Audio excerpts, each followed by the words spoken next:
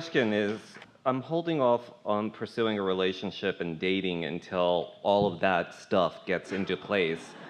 And is that crazy? Is that...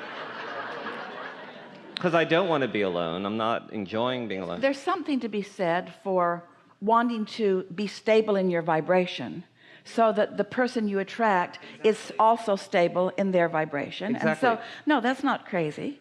But to proclaim yourself as broken and not ready doesn't make you readier.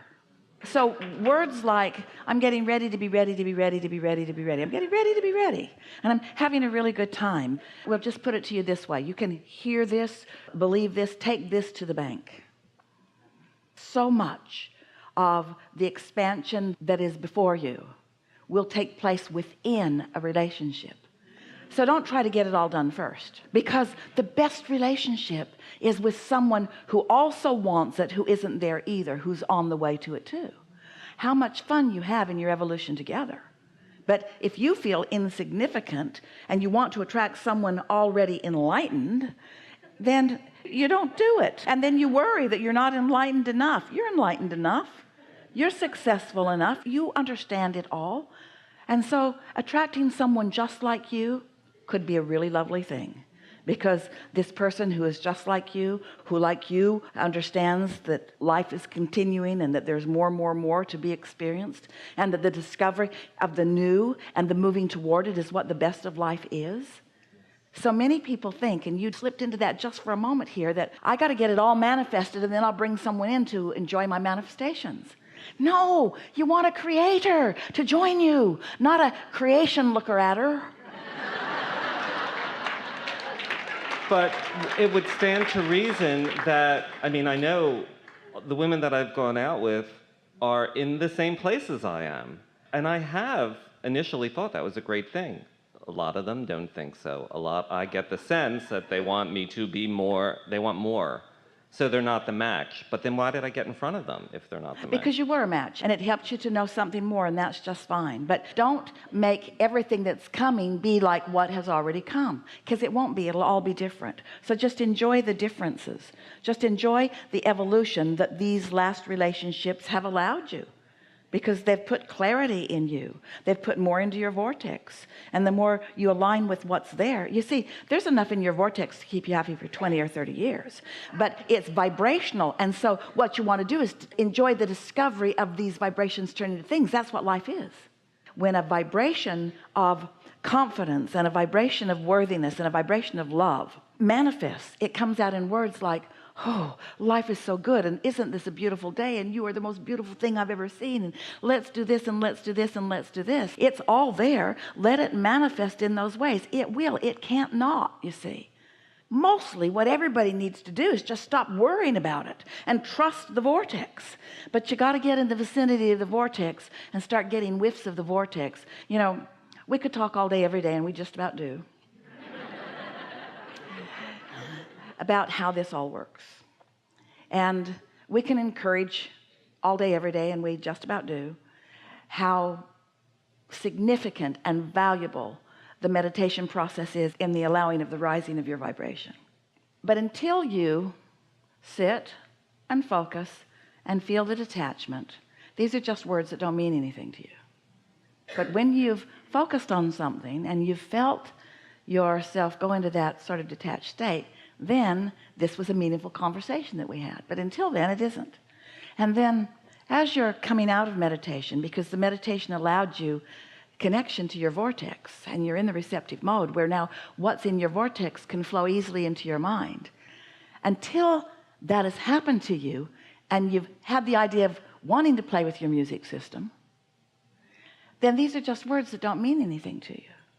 Or until you've had a sensation so illogical and yet so powerful that you want to move all your furniture around in your perfect house, then these are just words. But Esther had come to know the value of following those kinds of impulses because she gets us. So when these thoughts that don't mean that much to you because they're kind of random, but here's the key, they feel compelling to you. It feels like something you want to do. In fact, it feels so compelling to you, it doesn't feel like you can do anything else right now except that. And then you get to witness the playing out of it, until you're actually standing in the middle of something so meaningful to you and you realize, oh my, that's how I got here. Oh, humans want the whole roadmap. You want all the details. Jerry used to laugh at Esther because before the navigational systems, she would ask him to look at the map and tell her where she was going. She was doing all the driving. And he'd say, you're going to do this. And she'd say, and then what? And he'd say, well, then we're going to do this. And she'd say, and then what? And he'd say, you're not going to remember this. Let me just give you turn by turn. No, I need a big picture. I want the big picture. And of course you want the big picture, but you also want turn by turn, because you don't need to hold all of those unnecessary details in your mind. You see what we're getting at? Your inner being will give you turn by turn. You'll get impulse by impulse by impulse by impulse. But the key for you, all you have to know is that, hey, this feels good. And most of all, know where it came from. This is the thing that you're helping us to say. Such an important thing to say. In every awake moment, you are in a receiving mode of something. The question is, what are you in the receiving mode of? Are you in the receiving mode of CNN? Are you in the receiving mode of your not successful thoughts? Are you in the receiving mode of successful thought? Are you in the receiving mode of your inner being who knows everything you want, who knows where everything is in relationship to where you are, who knows the path of least resistance, where your resistance is and what path will lead you around and over and under and through it to get you to where you want to be? And to be in the receiving mode, I mean, to know when you're in the receiving mode. We can't be in the receiving mode all day.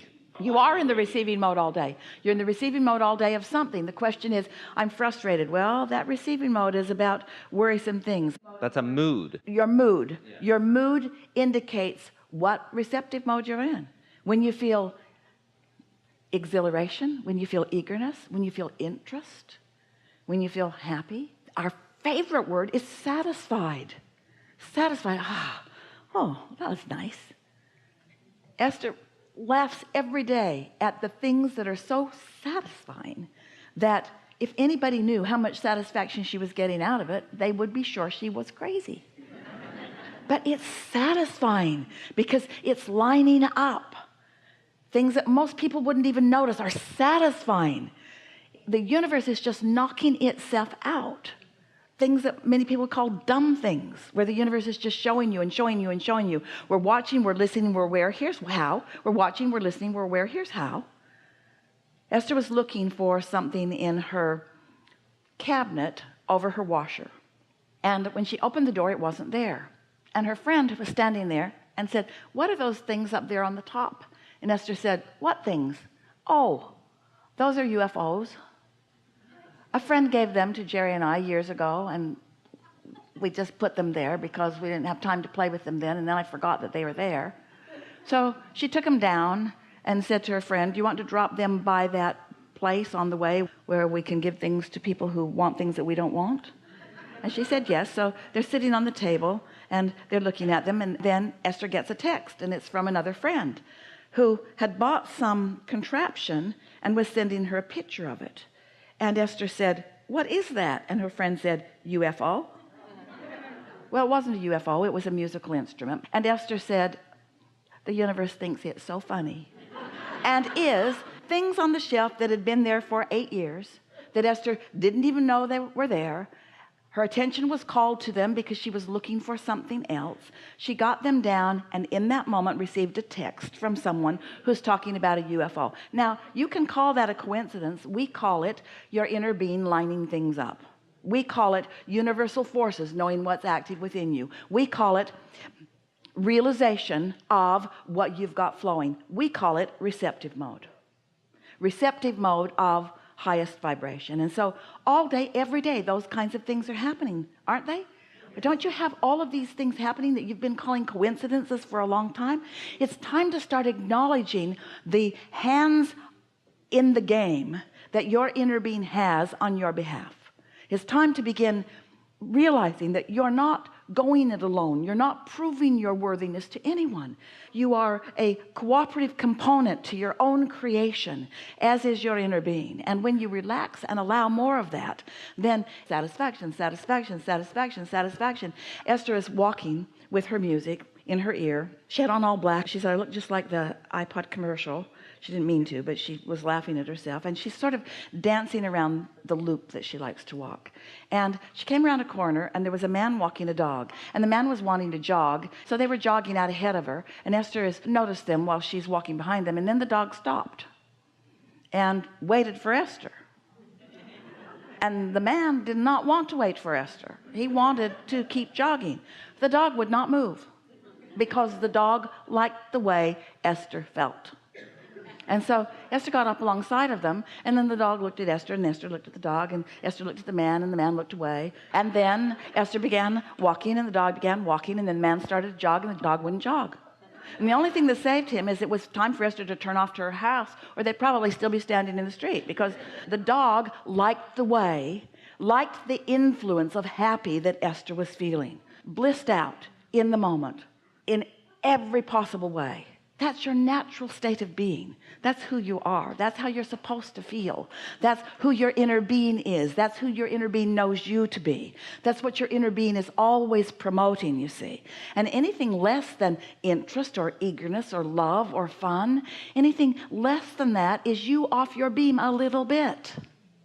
Yes? So happy all the time, connected to inner being. Happy enough of the time that you know when you're not. And when you're not wanting to be there, and not meaning off the wall, bouncing with enthusiasm, trying to get everybody's attention about your happiness.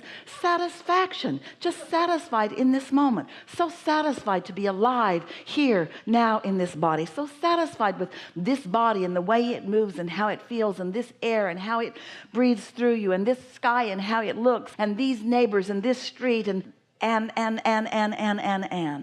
you get into that mode, then your ability to see beyond anything that you've ever seen before just becomes greater and greater and greater. Your attention to detail, the satisfaction in any moment, your ability to consume and devour the perfection of this life out here on this leading edge in your constant evolution of more. That's what this is all about.